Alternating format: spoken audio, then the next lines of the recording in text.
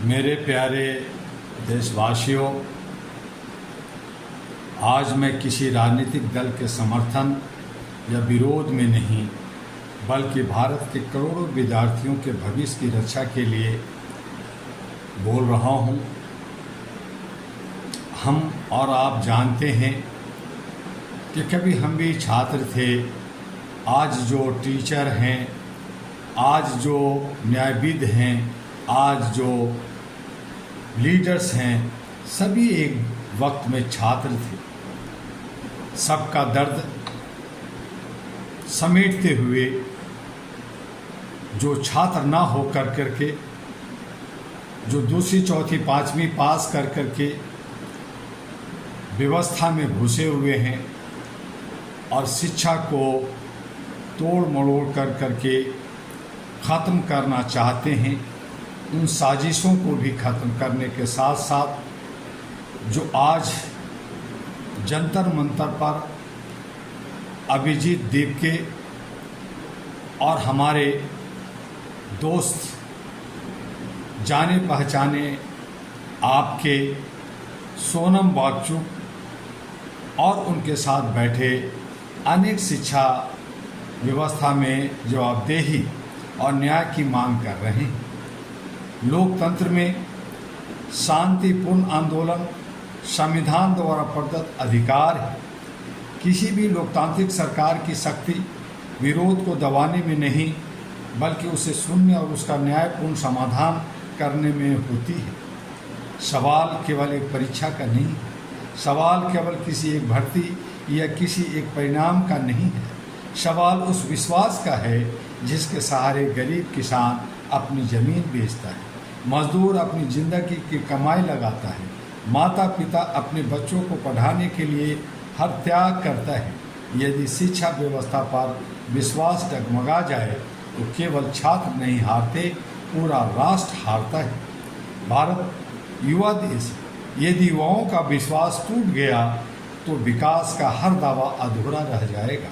इसलिए हमारी मांग किसी व्यक्ति के खिलाफ नहीं, बल्कि एक मजबूत, पारदर्शी और विश्वसनीय शिक्षा व्यवस्था के पक्ष में है।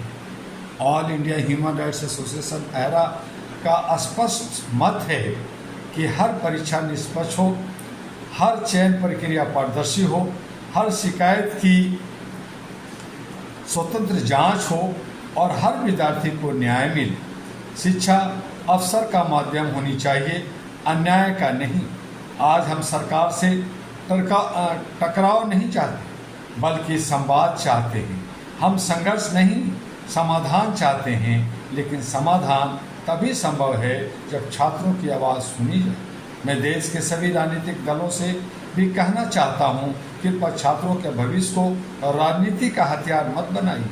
छात्र वोट बैंक नहीं है, वे भारत का भविष्य है। आप आते हैं, समर्थन करते हैं, वोट फोटो खिंचाते हैं, बात करते हैं, लेकिन छात्रों के साथ आप आमरण अनशन पे नहीं बैठते। आप अपने कार्यकर्ताओं को बुलाकर उनके सहयोग में बैठने के लिए नहीं कहते। आप लगातार दिन रात नहीं बैठते, आप राजनीति करते हैं। ये सही नहीं है। मैं देश के शिक्षकों से भी आग्रह करता हूं कि वे विद्यार्थियों के मन में विश्वास बनाए रखें। शिक्षा केवल डिग्री नहीं देती, बल्कि चरित्र और राष्ट्र का निर्माण करती है। आज यदि जंतर मंतर पर बैठा एक छात्र न्याय मांग रहा है, तो हमें यह नहीं पूछना चाहिए कि वह किस संगठन का है। हमें यह पूछना चाहिए कि उसकी मांग संगत है या नहीं। लोकतंत्र की पहचान यही है कि हर नागरिक की आवाज़ सुनी जाए। मैं केंद्र सरकार, शिक्षा मंत्रालय और सभी संबंधित संस्थाओं से विनम्र आग्रह करता हूं कि छात्रों की मांगों पर गंभीरता से विचार करें, पारदर्शी संवाद स्थापित करें और यदि कहीं कोई भी कमी है तो उसे समयबद्ध तरीके से दूर करें। इससे सरकार की प्रतिष्ठा भी बढ़ेगी और लोकतंत्र पर जनता का विश्वास भी बढ़ेगा।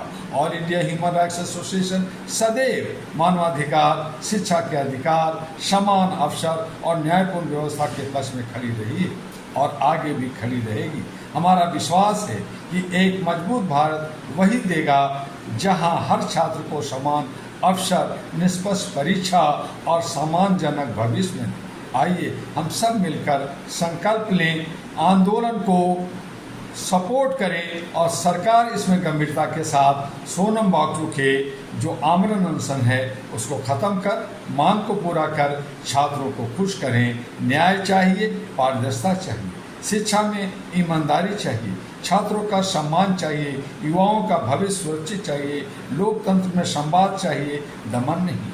भारत का भविष्य मजबूत चाहिए। याद रखिए, जब छात्र जीतता है तब भारत जीतता है, जब शिक्षा बचती है तब लोकतंत्र मजबूत होता है, और जब न्याय मिलता है तभी राष्ट्र महान होता है।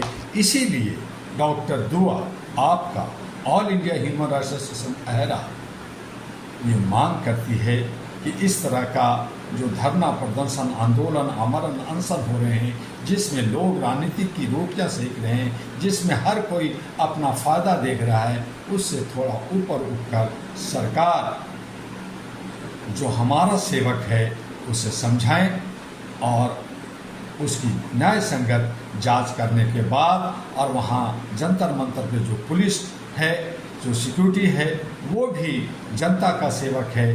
उस स्टूडेंट का, छात्र का, सोनम वांगचुक का और उनके तमाम लोगों का जो न्याय उचित मांग है उनको पूरा करते हुए शिक्षा को सबल बनाएं। अगर शिक्षा नहीं तो राष्ट्र नहीं। आपका डॉक्टर दुआ। फिर मिलेंगे कल 2:30 बजे जंतर मंतर पर। आप जरूर आइए। आपका डॉक्टर दुआ। नमस्कार।